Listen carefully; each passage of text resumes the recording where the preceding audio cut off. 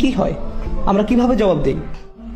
ইউটিউবে আপনারা মুসলমানদের কমেন্ট দেখবেন এরকম, হে কাফেরা, আমরা তোমাদের ঘৃণা করি, আমরা তোমাদের হত্যা করতে যাচ্ছি, আল্লাহর জন্য গালাগালি। কি সমস্যা আমাদের? ইউটিউবে বাজে মন্তব্য করা বন্ধ করুন।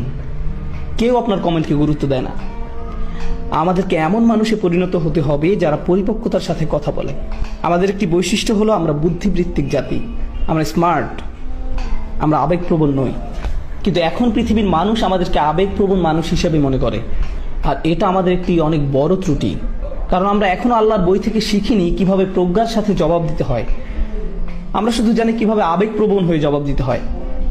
আমাদের নিজেদের অবস্থান উন্নত করতে হবে এবং সুন্দরতম পন্থায় তাদের সাথে বিতর্ক করতে হবে। মানুষকে বিচক্ষণতার সাথে দাওয়াত দিতে হবে, কাউকে সাহায্য করা, উপদেশ দেয়া।